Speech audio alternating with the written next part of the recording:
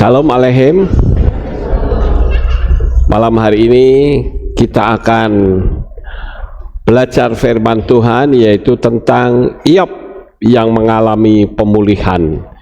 Ini adalah bagian yang kelima dari seri pembahasan kitab Iyob. Walaupun sebetulnya masih banyak kita gali, tetapi kalau semua kita rinci satu persatu, saudara pasti bosan. Nah, saudara, kita akan baca ayat firman Tuhan terlebih dahulu di dalam Iyob 10 ayat 1. Kita baca rame-rame. 1, 2, 3.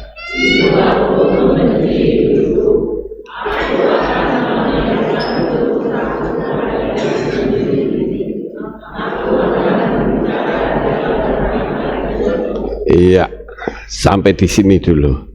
Saudara yang terkasih, di dalam penderitaan Iyob yang sangat luar biasa itu, ternyata membuat iman Iyob itu goncang, saudara. Bahkan dia sampai mengutuki hari kelahirannya, dia pun merasa muak dengan kehidupannya. Saya rasa itu masih manusiawi, saudara, karena Iyob punya pemikiran bahwa tidak mungkin Elohim membiarkan hal ini terjadi. Tapi kenyataannya Iyob merasakan penderitaan yang saya katakan maha hebat. Kadangkala ada orang yang meninggal anaknya satu saja, itu susahnya sampai bertahun-tahun. Ini 10 anak-anaknya mati semua, saudara. Seharusnya mereka melihat jenazah Iyob, tetapi sekarang justru mereka terbalik. Merekalah yang melihat jenazahnya Iyob, melihat penderitaan Iyob, saudara, dan melihat jenazah anak-anaknya. Jadi Iyob merasa, aku ini sebetulnya ditinggalkan Tuhan atau tidak? Di mana sebetulnya Tuhan itu berada? Dan ini seringkali kita temukan dalam kehidupan orang-orang percaya. Kalau mereka mengalami penderitaan yang berlama-lama, mereka timbul pertanyaan, saudara. Sakjane Bapak Yahweh itu tahu atau tidak? Kalau tahu, kenapa Bapak Yahweh izinkan penderitaan bertubi-tubi luar biasa? Sampai-sampai aku merasa kewalahan. Nah, ini yang terjadi pada diri Iyob, saudara. Nah, kita bahas sedikit, saudara. Di sini ada kata nahtah. Nahtah artinya jijik, muak, lelah, sampai titik putus asa. Bukan sekedar sedih, tetapi kelelahan jiwa yang total, sudah tidak ada lagi semangat. Ya, ini saya salah ketik ya, sudah tidak ada lagi semangat harusnya, saudara. Nah, rupa-rupanya Iyob itu merasa muak dengan hidupnya sendiri. Dia merasa, kok saya begini? Sebetulnya Tuhan itu maunya apa terhadap diri saya? Kok dia izinkan saya menderita sedemikian rupa? Nah, ini yang perlu kita pertanyakan, saudara.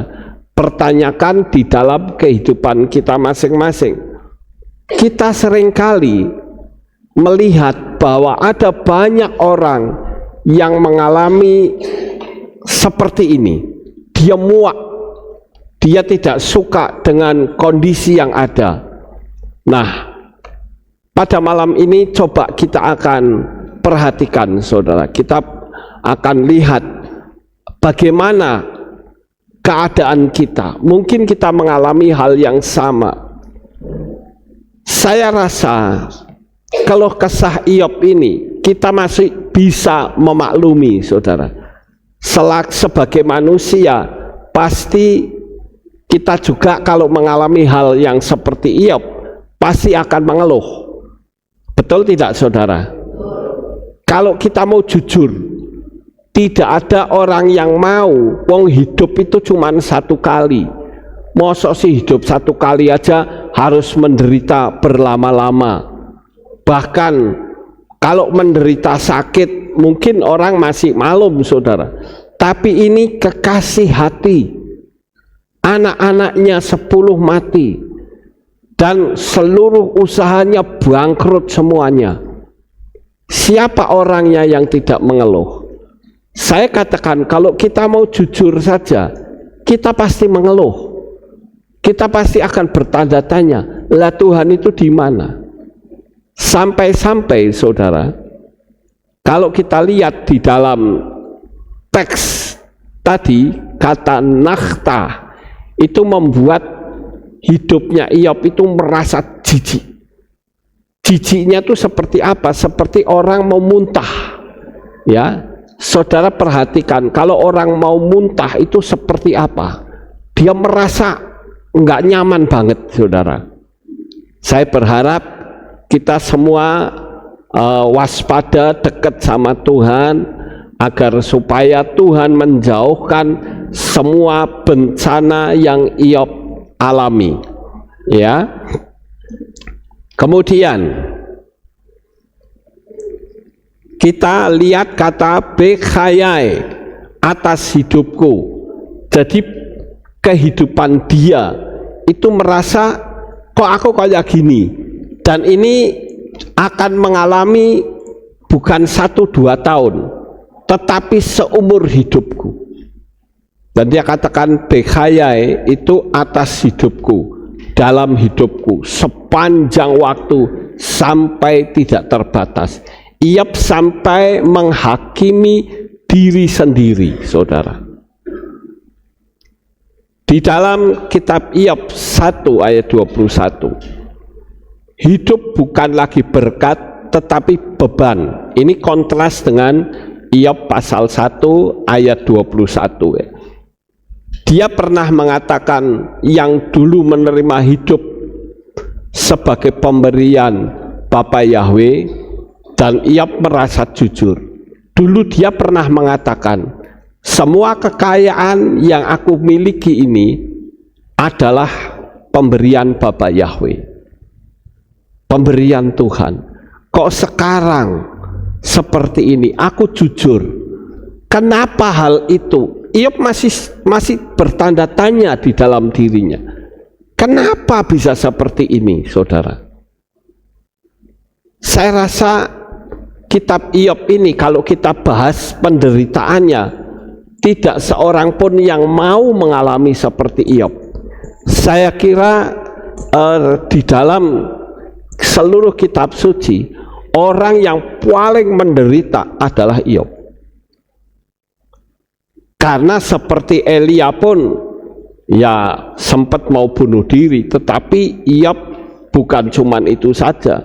Dia sampai hatinya begitu getir sekali. Kita lihat yang berikutnya, saudara. Iyob menyadari penderitaannya membuatnya putus asa berat. Inilah yang seringkali dipakai oleh setan untuk melemahkan iman manusia. Jadi solusinya adalah mintalah perlindungan akan hal ini. Tiap-tiap hari ketika kita bangun tidur, kita selalu berkata, Tuhan, lindungilah hidupku, jagalah, peliharakanlah, supaya kehidupan kita tidak seperti Iyob. Maksud saudara, kita perlu minta perlindungan Tuhan, dan itu tidak salah, ya. Karena kalau saya perhatikan, Iyob belum pernah minta perlindungan Tuhan. Bagaimana kehidupan Iyob ini? Dia pasti kecewa luar biasa, kecewa kepada teman-temannya, juga kecewa kepada Tuhan. Nah, saya ada beberapa tips ya, agar supaya kita bisa menjalani hidup ini dengan tenang, saudara. Nah, kecewa itu masih manusiawi, ya. Tetapi jangan mengeluh terus-terusan. Banyak sekali orang yang kecewa kepada suaminya, kecewa kepada istrinya, kecewa kepada anaknya, kecewa pada ya sanak saudaranya. Kecewa itu saya rasa semua orang pasti pernah mengalami. Tetapi bukan berarti kita itu mengeluh terus-menerus. Kenapa kok aku seperti ini? Kita harus move on istilahnya, saudara. Kecewa itu bisa saja terjadi, tetapi kita harus jangan sampai mengeluh. Kemudian, saudara, marah tetapi tidak membenci. Yang kedua adalah marah. Semua manusia pernah marah, tetapi marah yang tidak berkenan kepada Bapa Yahweh adalah marah tetapi timbul kebencian. Saya rasa semua manusia juga pernah marah. Saudara terhadap anak sendiri pun pasti pernah marah, tetapi apakah dengan marah sampai memukul itu berarti benci? Tidak, saudara. Sekalipun orang tua itu memarahi anak, tetapi mumpung anak masih kecil itu dimarahi. Kalau sudah gede dia pasti ngelawan, saudara. Ya, ini yang saya perhatikan. Lebih baik dari sejak kecil ya kita marah, tidak masalah, saudara. Ada firman yang mengatakan rotan akan meluputkan kamu dari api neraka. Jadi pendisiplinan terhadap anak itu penting. Tetapi kalau tidak, maka anak itu jadi kacau, saudara. Saya pernah lihat di YouTube, ya, ada anak yang kurang ajar, yaitu anak mau pinjem HP orang tuanya, pinjem, orang tuanya nggak boleh karena dia sedang dipakai. Itu anak bisa ngamuk, ambil kayu, ibunya mau dipukul, saudara. Lah ini karena salah pendidikan. Apa-apa dikasih, apa-apa dikasih. Itu tidak akan mendidik anak, tetapi justru akan menjerumuskan anak itu menuju kepada kebinasaan yang kekal. Jadi malam hari ini ayo coba, kalau kita punya anak, kita perlu berdoa untuk anak kita supaya mereka menjadi orang-orang yang setia kepada Bapa Yahweh, yang tunduk kepada orang tua dan punya kepandaian yang luar biasa. Amin. Ya, kita berdoa, saudara. Saya pun mendoakan Bapak Ibu yang memiliki anak supaya Tuhan memberikan perlindungan, memberikan damai sejahtera dan sukacita, sehingga anak saudara nanti kelak dewasa, kalau Yesua belum datang, itu pasti akan menjadi orang yang berhasil, menjadi orang yang sukses. Saya berdoa bukan cuman untuk anak saya sendiri, tetapi juga untuk jemaat Tuhan. Karena jemaat Tuhan itu perlu sekali, ya, perlu sekali supaya anak-anak mereka itu tinggal di dalam kasih Bapa Yahweh. Banyak sekali orang-orang tua yang hatinya susah ketika melihat anaknya remaja ikut kenakalan remaja, saudara. Bukan saja ikut kenakalan remaja, tetapi dia sampai tersandung narkoba. Wah, ini sangat berat sekali. Saya kira untuk monitor ini nggak apa-apa ya, biar mati saja. Nanti gampang dibetulkan setelah ibadah selesai. Ya, jadi kita melihat ada orang tua yang dengan anaknya itu kesel. Saya punya teman, saudara, subscriber. Saya dimintai saran Cuman saya nggak ngerti. Terus terang saya katakan, saya nggak ngerti. Kasusnya itu, anaknya itu ternyata gila, saudara. Dia minta uang sama ibunya, kalau tidak mau, ibunya mau dihajar. Bahkan ditodong pakai pisau, mau dibunuh. Saya katakan, ya ibu lari dikejar. Sekarang kalau seperti itu harus dilaporkan ke polisi biar ditangkap, ya, karena ada ancaman. Saya sudah sampaikan, tetapi polisi bilang selama belum ada yang dicelakai kami nggak bisa menangkap. Waduh, ibunya sampai bilang, emangnya saya harus mati dulu? Gimana saudara? Punya anaknya kena sarap begitu. Kalau sama orang tuanya berani. Saya katakan, coba ibu cari kos. Saya katakan begitu. Cari kos kan juga harus punya uang, harus bayar. Sedangkan saya nggak punya. Anak saya pun mencari pasti. Dimanapun dia cari. Wah, saya sendiri nggak tahu bagaimana caranya. Dibawa ke rumah sakit jiwa sudah, tapi cuma 3 bulan dia keluarkan lagi karena waktu di dalam ngomongnya sudah mulai normal. Jadi dianggap, wah ini tidak bisa dikategorikan sebagai sakit jiwa, ya sudah dikeluarkan lagi. Nanti di rumah bikin ulah lagi, terus seperti itu saudara. Apa yang harus saya lakukan? Saya bilang, wah saya terus terang jujur saya nggak ngerti, karena ini sudah menyangkut kekerasan, ya. Paling kalau saya jalan satu-satunya saya minggat tempat orang, ya, paling-paling cuman begitu. Tetapi bagaimana dengan adik-adiknya yang ditinggal? Adik-adiknya juga terancam semua.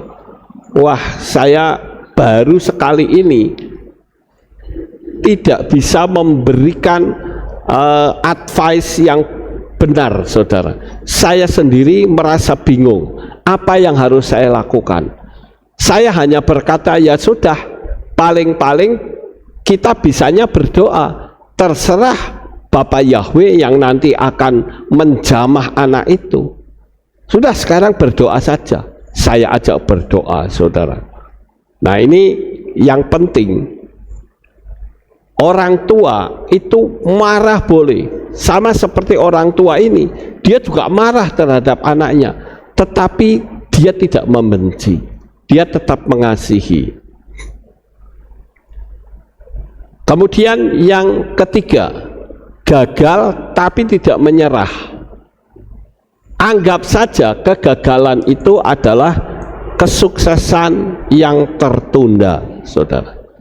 Selama kita tidak memahami bahwa hidup kita itu sebetulnya ditentukan untuk sukses, tetapi karena ada kegagalan, anggap saja itu kesuksesan yang tertunda. Sama seperti Abraham Lincoln, saudara. Abraham Lincoln itu mengalami kegagalan bukan 1-2 kali, bisa 10 kali lebih, saudara. Tetapi dia terus gigih dan akhirnya dia menjadi presiden Amerika. Begitu juga kita melihat orang-orang yang hidup di dalam dunia ini, mereka juga ada yang mengalami kegagalan sampai 10.000 kali, seperti seorang yang menemukan listrik, yaitu Thomas Alva Edison. Tetapi dia tidak mau disebut sebagai kegagalan. Dia berkata, aku menemukan kesalahan membuat lampu pijar. Nah, ini yang penting, saudara. Saya percaya di antara kita pasti pernah mengalami kegagalan, tetapi bukan berarti kegagalan itu akan menghancurkan hidup Bapak Ibu. Tapi kegagalanmu akan berubah menjadi kesuksesan dan keberhasilan yang luar biasa. kunci rahasianya adalah gigih. Berdoa, tetap meminta kepada Tuhan. Apalagi kita sudah memiliki konsep hukum loa, coba lakukan, ya. Sama seperti saya coba untuk melihat WhatsApp saya yang lama, karena akan saya hapus. Saya masih ketinggal WhatsApp yang lama, yaitu ada seorang perempuan dari agama lain loh saudara. Dia sudah kawin sekitar 7 tahun tapi belum mendapatkan anak. Lalu dia konseling dengan saya karena dia tertarik dengan hukum loa yang ada di YouTube. Jadi YouTube kita itu ditonton oleh orang dari kepercayaan lain saudara. Dia tanya kepada saya, Pak, saya sudah 7 tahun kawin tapi belum punya anak, apa yang harus saya lakukan? Ini agama lain loh saudara. Saya katakan, coba kamu pasang gambar bayi, tempelkan di kamar, tempelkan di tempat kamu kerja, dan imani, katakan, Tuhan, saya bersyukur bahwa saya sudah memiliki bayi. Sekali lagi, bersyukur dan katakan sudah. Percayalah, pasti ibu akan mendapatkan anak. Dan betul, dia coba praktek saudara. Lalu ada WA masuk, ya. Setelah kira-kira 4 bulan, dia ngomong sama saya, Pak, saya sudah hamil. Ya, saya bersyukur. Saya katakan, jaga jangan sampai jatuh. Kemudian 1 tahun kemudian dia WA lagi, dia katakan, saya sekarang sudah punya anak, dan ternyata anak saya itu kembar saudara, dari agama lain loh saudara. Mereka mempraktekkan, mereka sudah hampir gagal, sudah hampir menyerah karena kegagalan saudara. Dia tanya dokter, katanya, kamu nggak masalah kok, kamu nggak ada kelainan, istrimu juga nggak ada kelainan, tapi kenapa seperti itu? Ya, terlepas dia percaya kepada Bapak Yahweh atau tidak, itu bukan urusan saya. Saya hanya memberitakan saja. Saya yakin dia pasti sudah mendengar nama Bapak Yahweh. Cuman ya terserah dia saudara. Pokoknya saya sudah memberitakan, dia yang tadinya gagal, hampir menyerah, dan merasa aku tuh gagal jadi suami. Saya bilang, kamu jangan ngutuki diri sendiri, ya, tetapi percaya saja bahwa aku pasti punya anak, dan akibatnya betul dia mendapatkan anak yang kembar saudara. Kemudian yang ketiga, yang keempat saudara, sekali waktu kita pasti akan masuk kepada kesuksesan, ya, amin saudara. Ya, kita pasti sukses. Saya yakin semua jemaat di sini tidak luput dari doa tentang kesuksesan. Saya ingin Tuhan buat jemaatmu di sini sukses. Tunjukkan kepada dunia luar bahwa anak-anak Bapak Yahweh juga punya mujizat. Tetapi saudara, kalau sukses jangan lupa diri. Nah, ini yang suka saya susah ya. Tadinya pada waktu miskin dekat sama Tuhan, tapi giliran sudah kaya lupa sama Bapak Yahweh. Dia jadi ngaco di luaran. Nah, ini yang kadang sulit diterima saudara. Saya berkata, kalau seperti ini, saya pikir lebih baik dia tetap miskin daripada sukses tetapi dia jadi lupa sama Tuhan. Padahal dia tahu bahwa untuk meraih kesuksesan ada beberapa faktor seperti di gambar ini. Pertama, punya visi terlebih dahulu, kemudian punya goal, rencana goalnya ini, apa, kemudian plan, punya rencana, ya, rencana saya begini, sudah harus mulai dibuat, saudara. Kemudian bertindak. Nah, dengan bertindak, maka akibatnya kita akan meraih kesuksesan, saudara. Nah, ini, ya. Jadi punya visi, goal, rencana, dan tindakan, maka akibatnya akan sukses, akan membawa kepada kesuksesan. Kemudian yang selanjutnya, pernah disakiti tapi tidak dendam.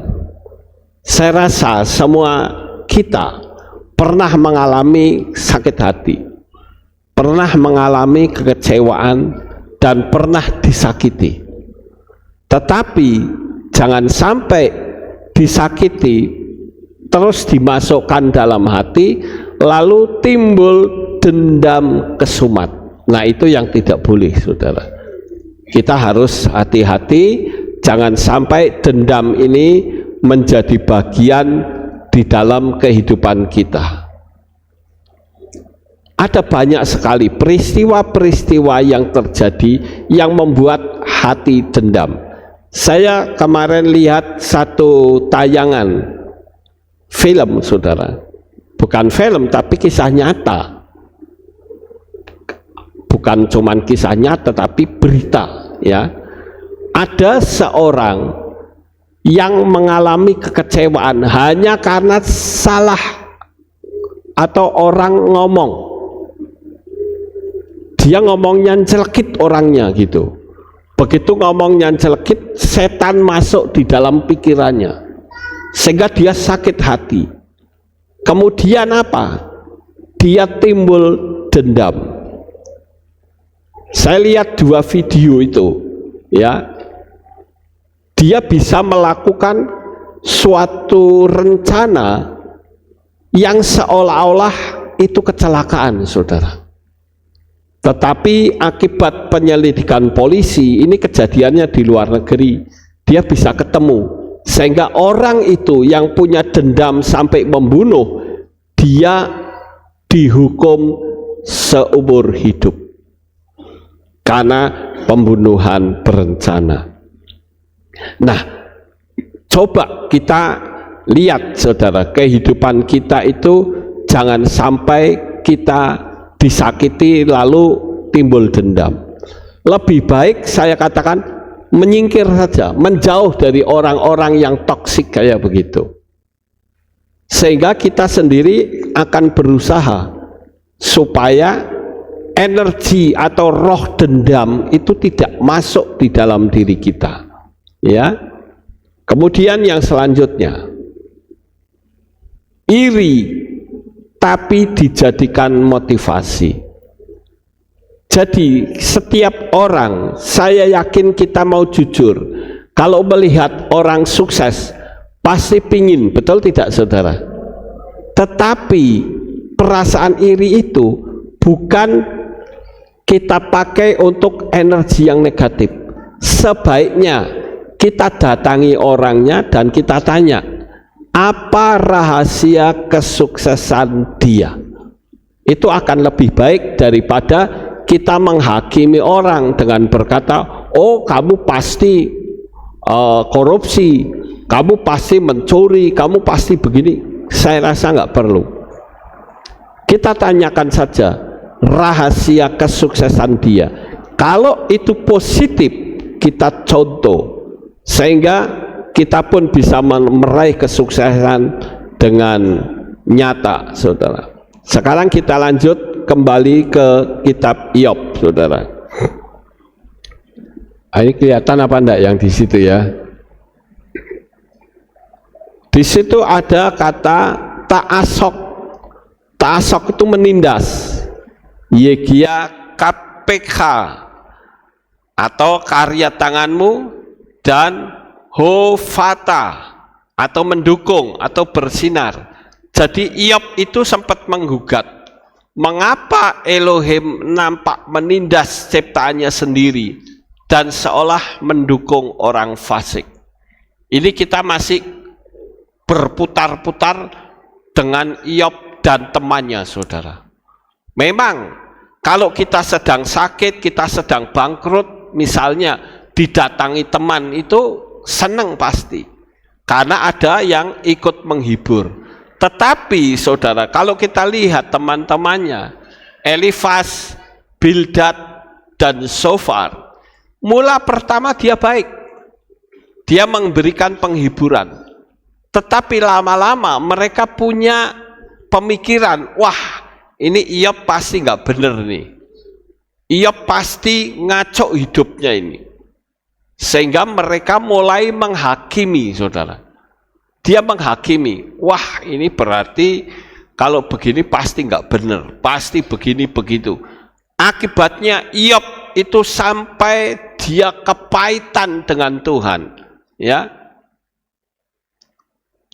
Iyob itu menggugat, mengapa Elohim nampak menindas ciptaannya sendiri dan seolah mendukung orang fasik.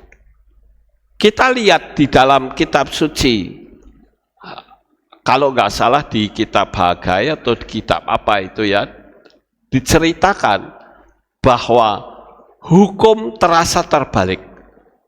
Orang-orang yang dekat sama Tuhan itu malah hidupnya berantakan semua. Tetapi orang yang di luar Tuhan itu gemuk-gemuk, sehat-sehat, ya, dan kaya raya. Orang-orang itu bingung, saudara. Mengapa aku sudah menjaga kehidupanku dengan benar, tetapi ternyata kok seperti ini? Tapi saya katakan, bagaimanapun kondisi keadaan kita, jangan pernah menjamah otoritas dari Bapa Yahweh. Amin. Lebih baik salahkan diri sendiri daripada menjamah otoritas Bapa Yahweh, dan itu akan sangat berbahaya, saudara. Nah, coba kita baca ya, Iyob pasal 10 ayat 4 sampai 6. Kita baca sama-sama. 1, 2, 3.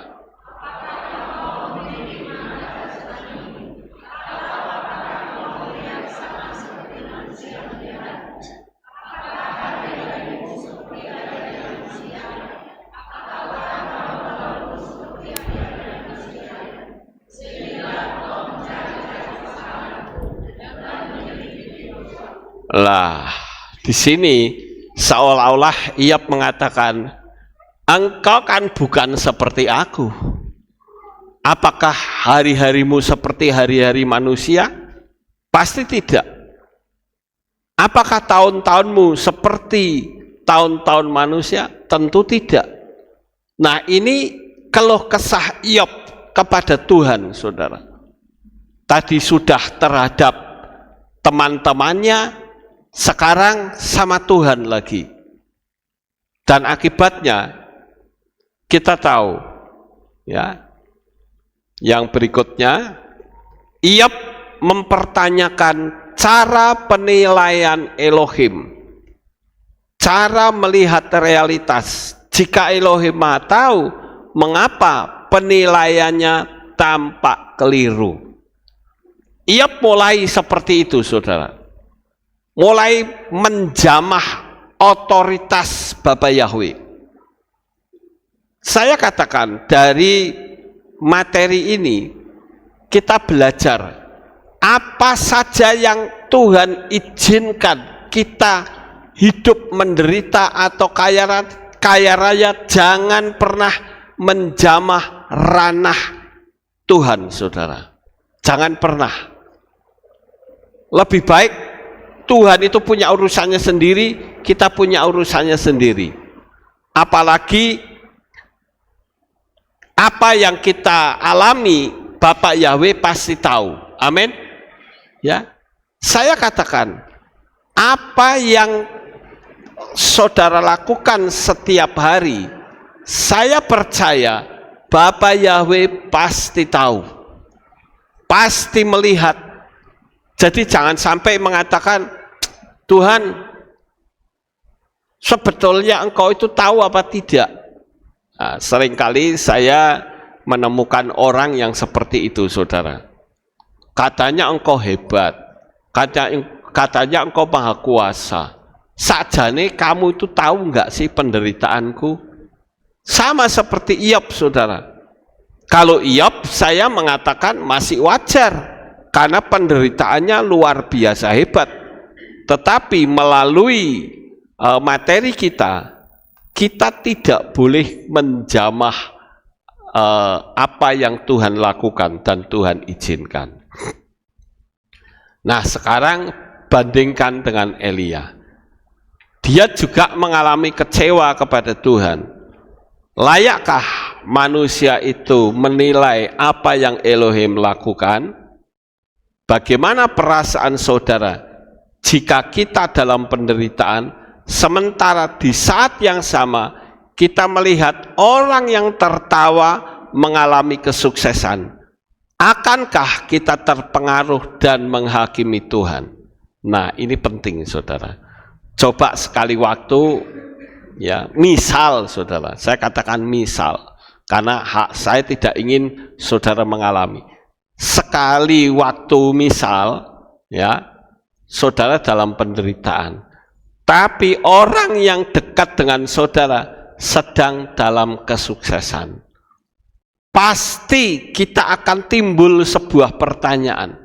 Tuhan, kenapa aku yang taat kok engkau izinkan aku menderita?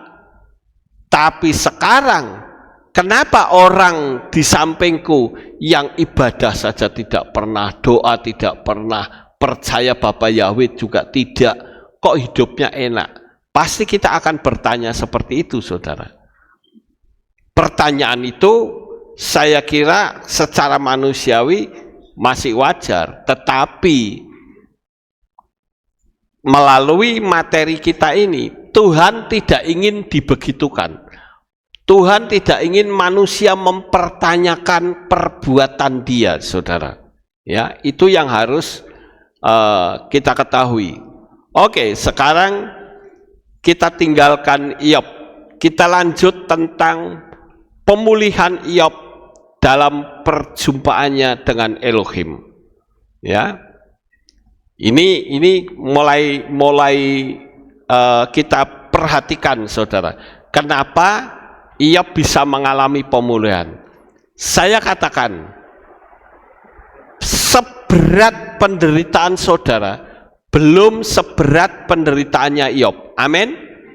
Amin. Sekarang, kalau Iyob saja mengalami pemulihan, berarti penderitaan saudara pasti gampang mengalami pemulihan. Ya, itu menurut kepercayaan saya, saudara.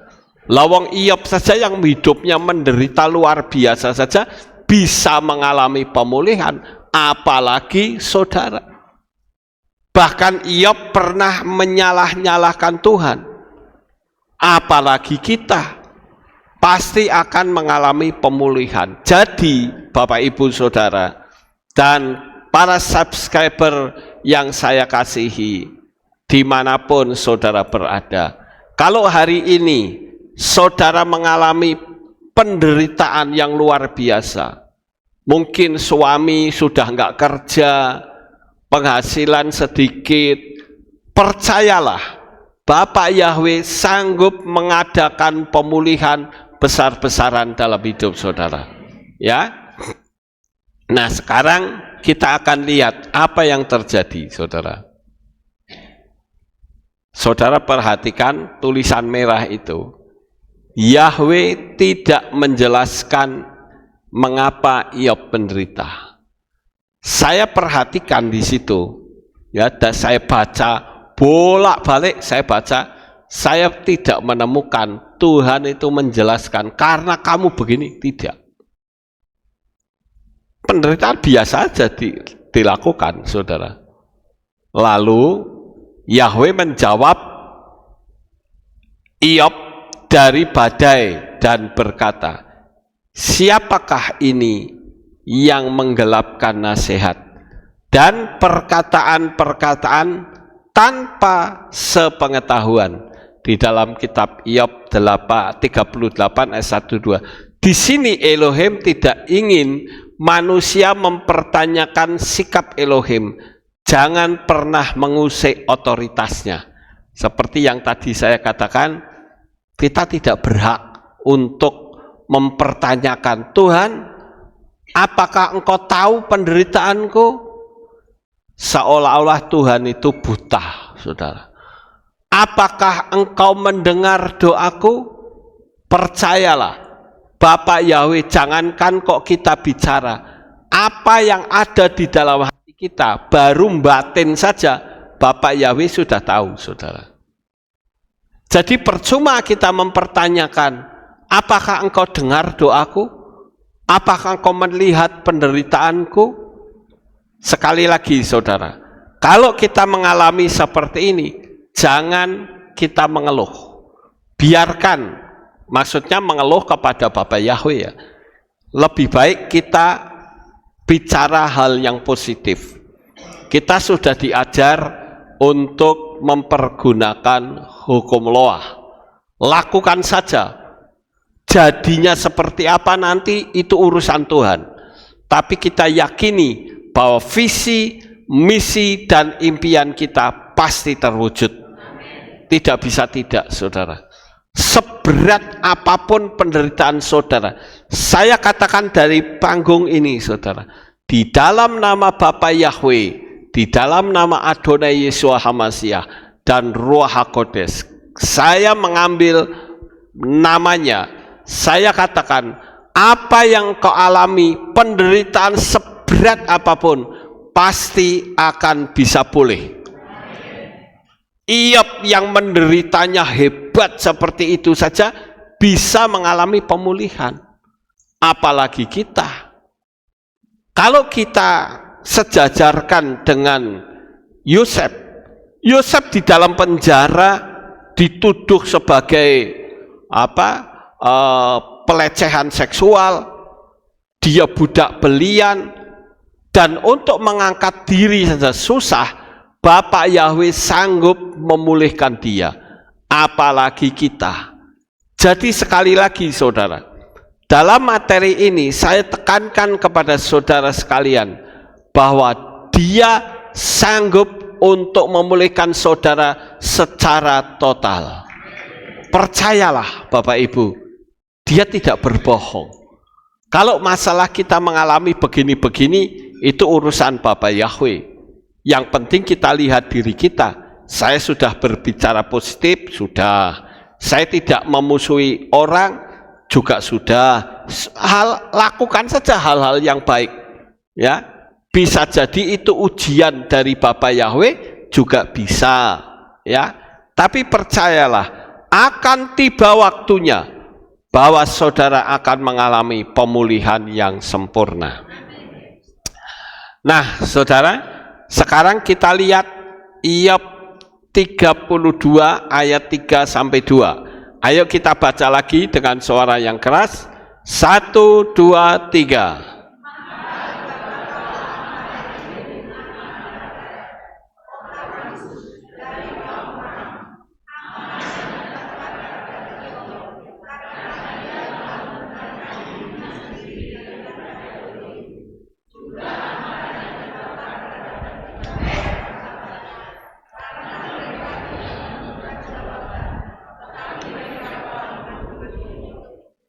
Nah, saudara tahu, saat itu Iyob kedatangan temannya lagi yang bernama Elihu. Elihu ini adalah temannya Iyob yang paling muda. Tapi kalau kita lihat pembicaraannya, ternyata dia yang paling berhikmat, saudara. Jadi ketika Iyob didatangi temannya lagi, ya, temannya ini juga akhirnya memberitahu saudara kepada Iyob, karena Iyob itu sudah mengatakan aku lebih benar daripada Elohim. Ya, di dalam teks kita lihat Maka terbakarlah amarah Elihu anak Barakel orang Bus dari kaum Ram. Amarahnya terbakar terhadap Iyob karena dia telah membenarkan diri sendiri daripada Elohim. Jadi dalam penderitaan dia sudah merasa, aku lebih benar daripada kamu. Mulai membenarkan diri, aku pasti benar. Lah di situ Iyob ditegur keras oleh Elihu. Enggak boleh, jangan seperti itu. Ya. Kalau perkara kamu menderita itu urusan Tuhan. Yang penting perbaiki. Apakah ucapan, apakah pikiran, atau apa tindakan.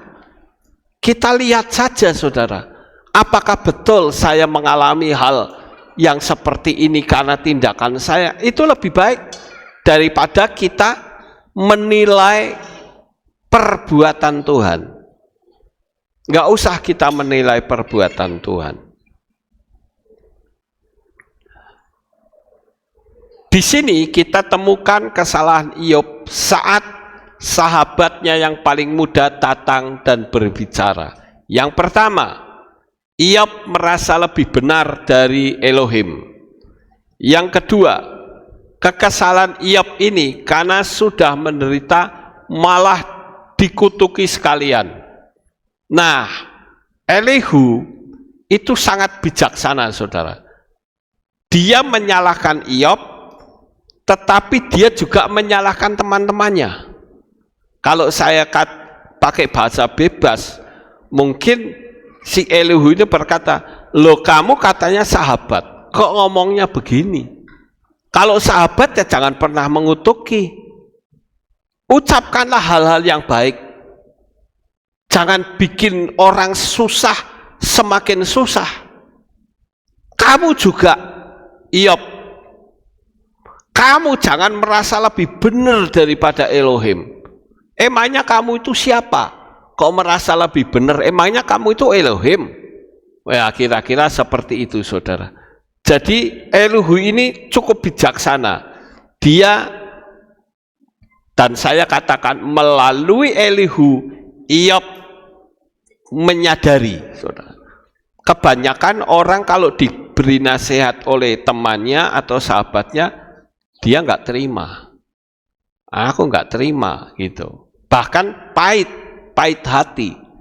Karena pada prinsipnya manusia itu tidak mau dapat teguran.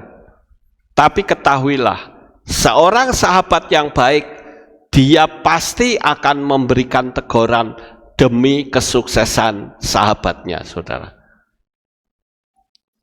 Saya kadangkala kalau melihat ada orang yang sikapnya sudah mulai nyimpang-nyimpang, saya akan ngomong terang-terangan, kamu nggak bisa loh.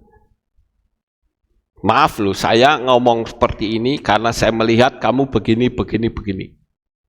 Ya terserah dia mau sakit hati atau tidak, pokoknya saya sudah utarakan.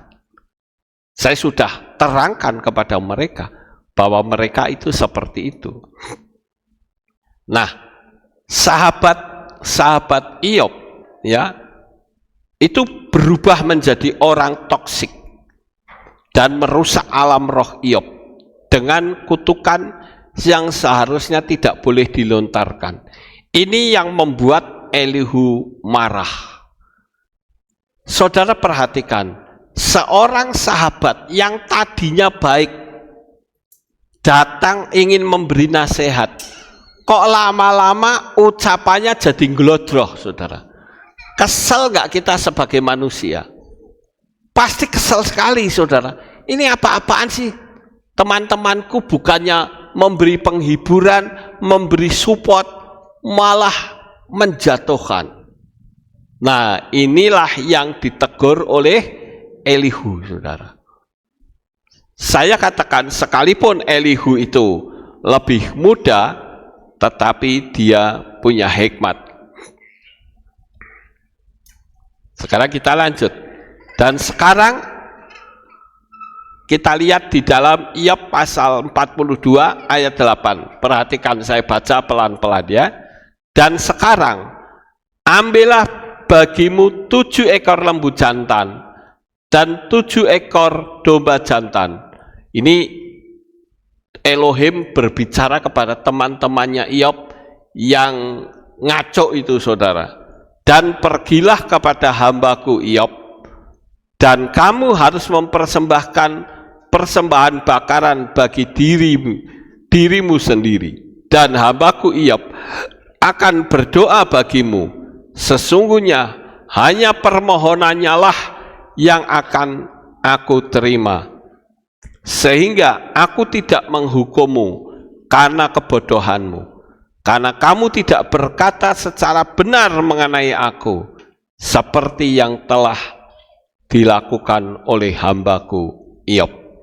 Jadi Elohim itu tetap menilai baik Iyob maupun sahabat-sahabatnya, kecuali Elihu ya saudara. Kalau Elihu kan omongannya baik, omongannya benar. Tapi tetap Tuhan menyalahkan ya, baik Iyob maupun sahabat-sahabatnya. Nah, ketika teman Iyob bersalah karena ikut jadi pemicu yang membuat Iyob jadi menyalahkan Elohim, dia suruh mempersembahkan korban sebagai permohonan ampun, dan Iyob disuruh sebagai juru syafaat. Kenapa? Elohim akan menunjukkan bahwa Iyob tetap dikasihi oleh Elohim. Nah, ini kita lihat bahwa sekalipun Iyob ngomongnya ngaco, Elohim akan menunjukkan kepada teman-temannya bahwa aku tetap mengasihi Iyob. Yaitu apa? Doanya akan didengar. Sampai di sini saudara maksud gak kira-kira? Ya. Jadi Tuhan itu tidak ngomong, sekalipun kalian salah semua, tetap aku mengasihi Iyob. Kalian mesti korbankan bakaran, suruh Iyob berdoa syafaat. Aku akan ampuni kesalahanmu kalau kamu mau bersyafaat untuk aku. Ya, untuk sahabat-sahabatmu kepadaku, saudara. Apa yang kita bisa tarik kesimpulan di sini adalah juru syafaat itu penting. Siapa tahu ada orang yang jauh dari Tuhan. Kita perlu sebagai juru syafaat kita katakan, Bapak Yahweh, ampunilah si A, si B, si C. Dia sudah menjauh daripadamu. Bapak Yahweh, tolong supaya dia bisa kembali kepadamu. Itu sebagai intercession, sebagai juru syafaat, saudara. Sampai di sini saudara paham ya? Nah, sekarang saya ingin saudara membaca di Iyob 42 ayat 5 sampai 6. Kita baca sama-sama. Ini penting sekali saudara. 1, 2, 3.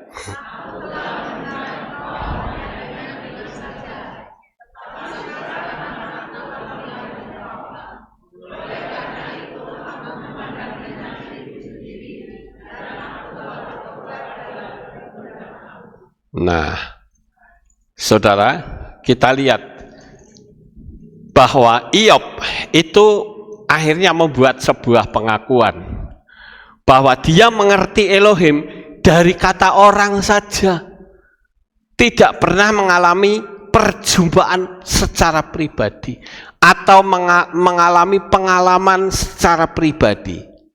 Sekarang saya mau tanya kepada saudara, siapa di antara kita, bahkan para subscriber yang mengikuti saya, bagaimana kita memiliki pengalaman pribadi bersama dengan Bapak Yahweh?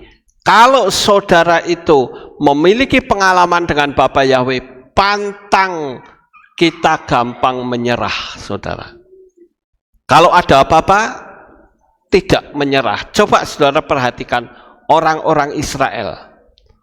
Penderitaannya sampai hari ini masih terus.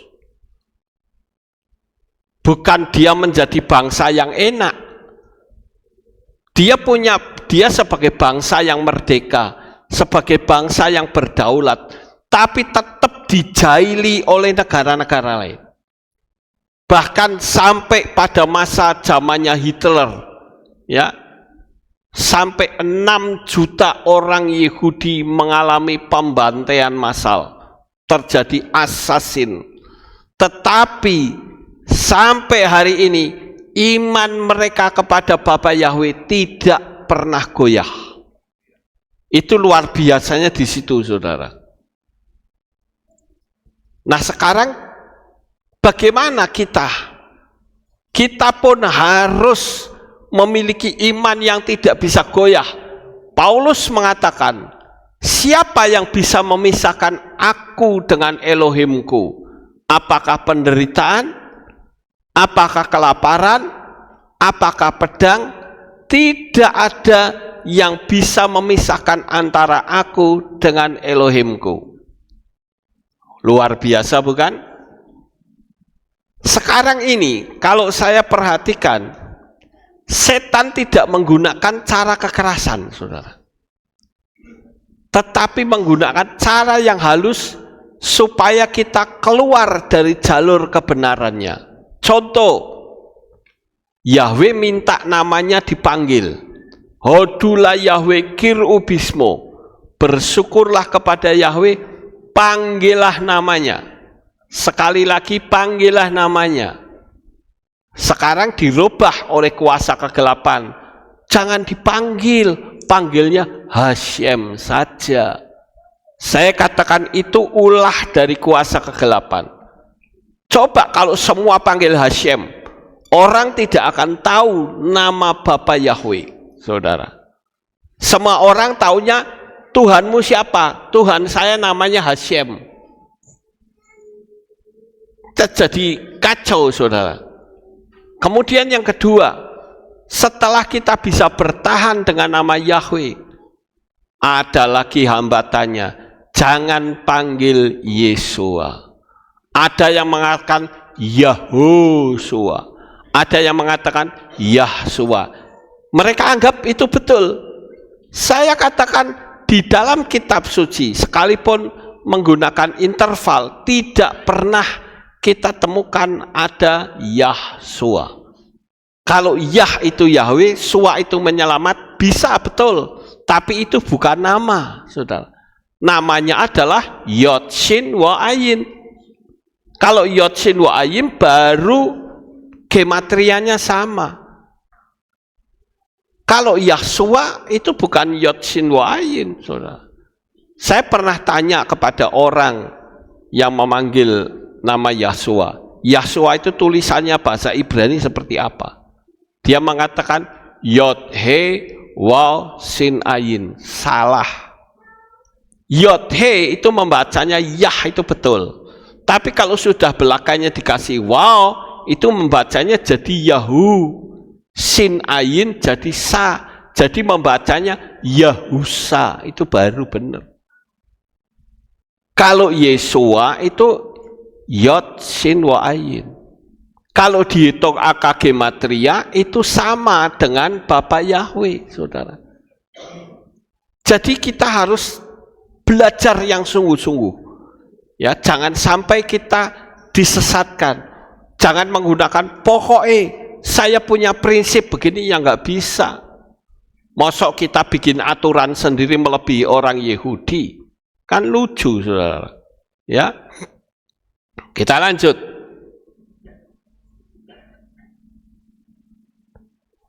Mas itu dari akar kata maas, artinya menolak, muak, menarik diri, menarik segala yang diucapkan baik kepada Elohim maupun kepada teman-temannya. Hati-hati dengan ucapan kita. Nah, Bapak Ibu, terjadinya pemulihan itu adalah di sini, saudara. Dia mengutuki hari kelahirannya, dia cabut kutukannya. Dia mengutuki kehidupan teman-temannya, dia cabut kata-katanya. Pokoknya semua ucapan-ucapan yang negatif dia cabut semuanya. Nah, sekarang yang jadi pertanyaan, berapa banyak di antara kita yang seringkali mengucapkan kata-kata kutukan tanpa kita sadari? Baik kita mengutuk diri sendiri maupun mengutuk sama teman. Coba malam hari ini, mungkin bisa saudara lakukan, sepulang dari sini berdoa dan mencabut semua kata-kata.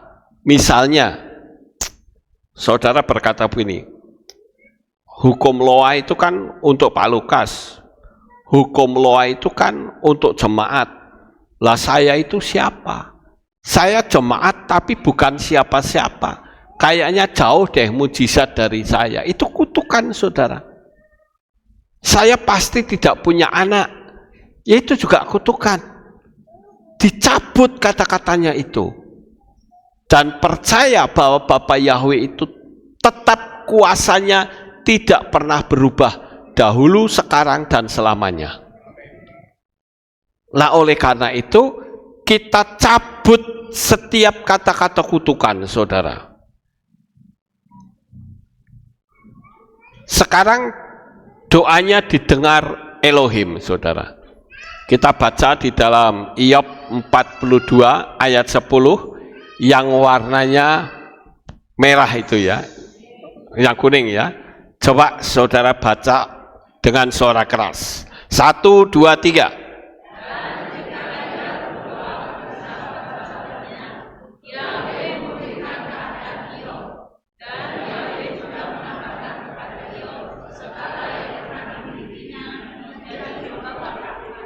Dua kali lipat, saudara. 2 kali lipat. Jadi misal ia punya onta 10, sekarang dapat 20 onta. Luar biasa sekali ya. Ia punya anak 10, sekarang dapat 10 lagi. Memang untuk anak tidak 2 kali lipat ya, tapi 10 dapat 10 lagi. Itu membuktikan bahwa istri Iyob itu tidak bersalah. Karena buktinya Iyob tidak pernah kawin dengan perempuan lain lagi. Anak-anak itu pun dari rahim yang sama. Beda dengan Mikal, istri Daud, saudara. Istri Daud itu mengutuki Daud. Tetapi kitab suci mengatakan bahwa pada hari itu, apa saja yang dia ucapkan itu sejak saat itu dia tidak punya anak sampai hari matinya. Bayangkan dia jadi mandul. Lah kalau istri Iyob itu salah, pasti dia tidak lagi mandul. Masih kosong rahimnya, saudara. Tapi buktinya istri Iyob itu tetap memiliki anak dari rahim yang sama. Jadi banyak orang-orang yang menyalahkan istri Iyob ya, gara-gara istri Iyob itu mengatakan, ya matilah sekalian, berkatilah Elohim dan matilah kamu. Ya, padahal dia sedang menasehati Iyob.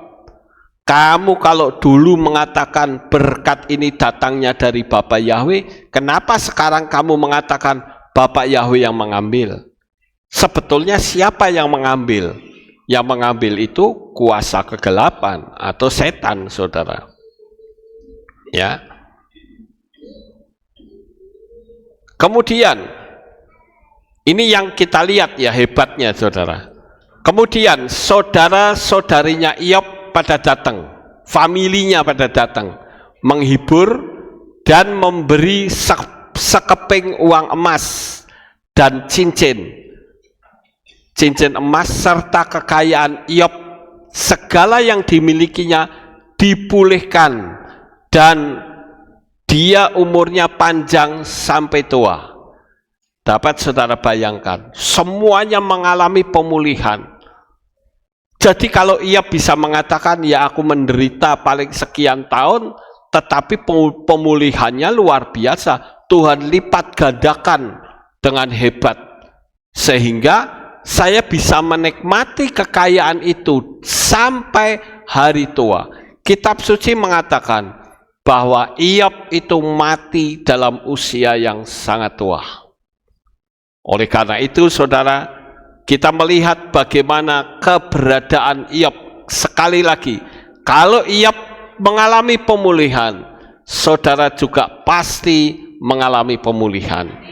Jangan khawatir, apapun yang saudara alami pasti akan dipulihkan oleh Bapa Yahweh. Amin buat firman Tuhan. Sukses besar untuk saudara. Haleluya. Kita tunduk kepala, saudara, dan kita berdoa. Kami mengucapkan syukur dan terima kasih kepadamu Bapa. Pada malam hari ini kami telah mendengar dafar-Mu dan kami melihat bagaimana Iyob sekarang mengalami pemulihan yang begitu hebat. Dan kami percaya jikalau ada jemaat-Mu yang menderita, penderitaan mereka belum seimbang dengan Iyob. Kalau Iyob dipulihkan, mereka juga pasti dipulihkan oleh Engkau. Terima kasih Bapa Yahweh. Terpujilah Engkau, di dalam nama Adonai Yeshua HaMashiach kami berdoa. Amin. Ada pengumuman? Oke, tidak ada. Kita akhiri kebagian kita, saudara. Mari kita bangkit berdiri. Kita akan tutup di dalam doa. Terima kasih Bapa Yahweh. Selesai sudah ibadah kami dari awal, pertengahan hingga akhirnya. Sebentar lagi jemaat-Mu akan kembali pulang ke rumah mereka masing-masing.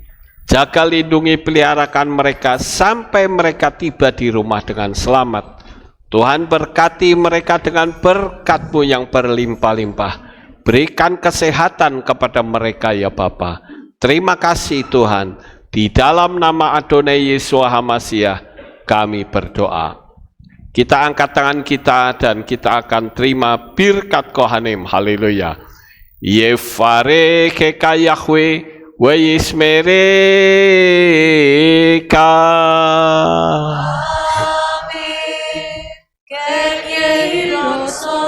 Yair Yahweh panau eleka vikuneka.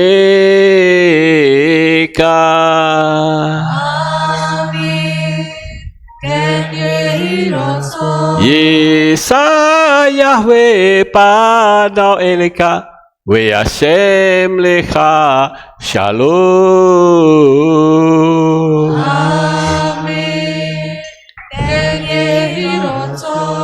Baruk atau Paer, Ufaruk atau Pesateh, diberkatilah engkau di kota dan diberkatilah engkau di ladang. Baruk peripiteka, ufri atmatka, ufri faemteka, sekar alapeka, westerotsoneka. Diberkatilah buah kandunganmu, diberkati hasil bumimu, hasil ternakmu, anak-anak lembumu dan anak-anak dombamu. Baruk tan aka umisarteka, diberkatilah bakulmu dan tempat adonanmu. Baruk ata mewaika ufaruk ata berseteka, diberkatilah engkau pada waktu masuk dan diberkatilah engkau pada waktu keluar. Baruk ata Yahweh Elohenu meleka olam, besem Yeshua HaMashiach Ruach HaKodesh, kile olam faed. Kami sudah berdoa dan mengucap syukur. Amin.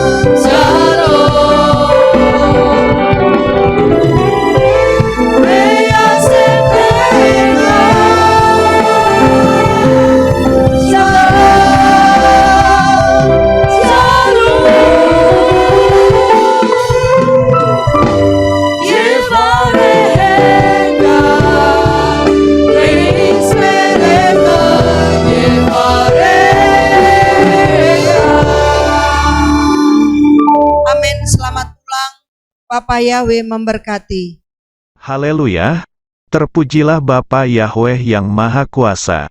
Terima kasih atas kehadiran Bapak Ibu Saudara sekalian dalam ibadah bersama kami di Kehilat Alef Tau Magelang. Doa saya Bapa Yahweh memberkati dengan kesehatan yang sempurna, damai sejahtera dan berkat materi yang semakin melimpah.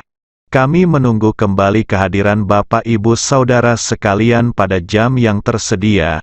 Hari Sabat jam 5 pagi, hari Minggu jam 6 pagi, hari Rabu jam 6 sore. Siap sedialah sebagai mempelai Hamasiah untuk menyambut kehadiran mempelai pria kita yaitu Adonai Yeshua Hamasiah di awan-awan yang permai.